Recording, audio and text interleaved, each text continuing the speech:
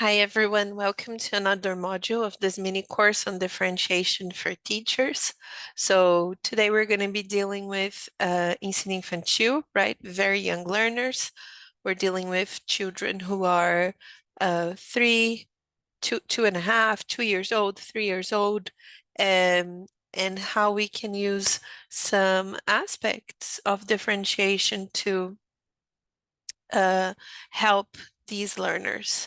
So of course that we're still I'm basing this mini course on the ideas of Carol Ann Tomilson, who is the author of the books that I used to back me up in this mini course.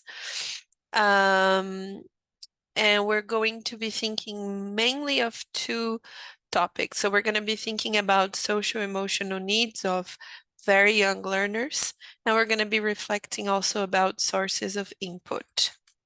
So when I think about very young learners, right, ensino infantil, um, attending to social emotional needs is important for any kind of age and any kind of learner. But for very young learners, this is crucial. So when I'm talking about attending to the social emotional needs, usually some people tend to think that that's in detriment of academic achievement, but that's not true. Carolyn Tomilson says in one of her books, which is Differentiation in the Brain, she says, attending to the social emotional needs of students is not a digression that draws time away from teaching academic subjects, but rather it's an important part of classroom practice. So when we think of very young learners, they're not only learning the curriculum, they're learning about themselves, they're learning about how to interact with their peers, they're learning how to choose their friends, they're learning even how to hold a pen or pen, not even a pen, right? They're learning how to hold a pencil, they're learning how to uh, act and behave in a classroom with people who are not their families. So it's crucial that we pay attention to these social emotional needs. In addition, I would say that very young learners, they're learning and they're discovering how to effectively communicate their needs and wants. So it's very often that students get very angry, but they don't know how to voice that, or they get very sad, but they don't know how to voice that, or even joy. They experience joy, but they don't know how to voice that, right? And another thing that it's important is that we need to help them be exposed to numbers, letters, and even academic vocabulary, which is critical to a preschooler's language development. I'm going to show you some ideas on how we can deal with these things with social emotional needs, but how we can also provide different sources of input so that our learners are in an environment where they can grow, right? So the first idea that I have for you is to always have in your ensino infantil classes a routine that is visible for all the learners so that they know which are the steps of the lesson. So of course, I here have something more generic that I got from Teach Starter. So as you can see, you have the routine would go like handwriting, reading groups, recess, mathematics. Um, but we could do something specifically for the English class. So what always happens? What is their routine like? Do they always start with a hello song?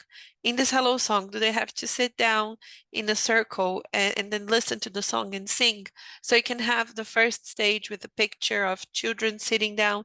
You can have a picture of the students themselves, and then you can print this picture and use that in the class routine.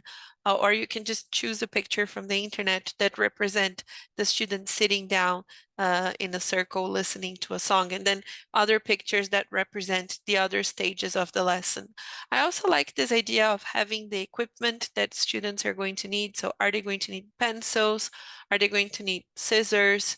And then of course, because we're talking about very young learners, I wouldn't even put the pictures like they are in the board, like that, not in the board, right? Because when we think of the size of the pencils that you have in the picture there, probably this is an individual routine chart for each student, but you could have a big one in the board. However, I wouldn't put all the equipment like that. I would put like for example, when you need a piece of paper or when you need the water bottle or when you need pencils, I would have a tag in the flashcard that represents one of the equipments and I would put it in the board. Otherwise, it might get overwhelming and it might cause anxiety. And we don't want anything that brings out anxiety in the students because attending to their social emotional needs is all about creating an environment where they feel at ease, right? Um, so I want to talk about different kinds of input. So here, this picture, I think this activity, I got it from Kinder 3. And as you can see, students need to write down um, the the season. So if it's rainy, if it's sunny, or if it's cloudy. I think that that activity, depending on the readiness of the learner, is going to be extremely challenging.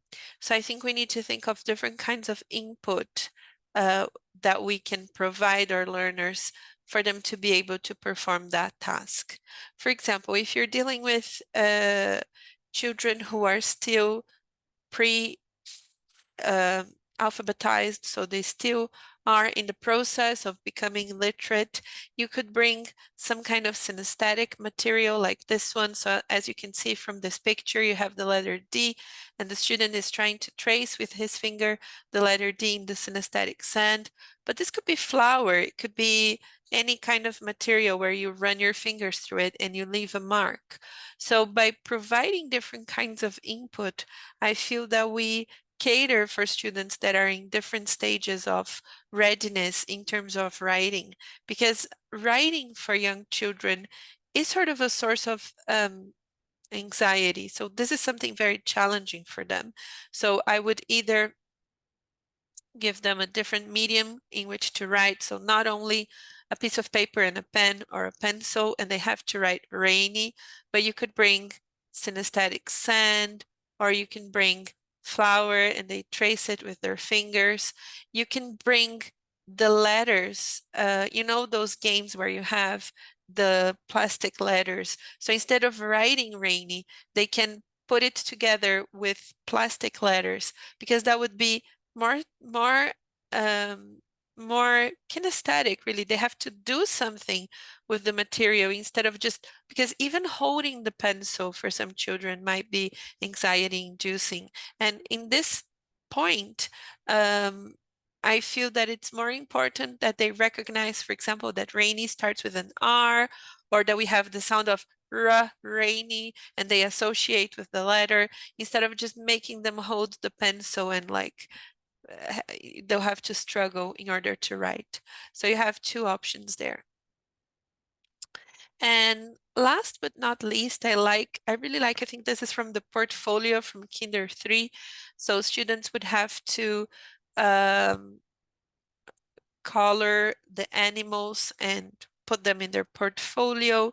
And I feel that a nice way to attending to their social emotional needs is by encouraging them to, for example, select the animal that they want to include in their portfolio so that they feel they have a voice and that they are heard. So you have several animals here, and maybe in a 50-minute class, you wouldn't have time to paint, cut, and glue all of them in their portfolio. So you could have them choosing the ones that they want to include in their portfolio because feeling that you are part of the decision-making process in the lesson is something that will help catering for a learner's social emotional needs. So here I have some ideas for ensino infantil, and I hope you can, uh, I hope this was fruitful, and I'll see you in the next video where we talk about ensino fundamental anos iniciais.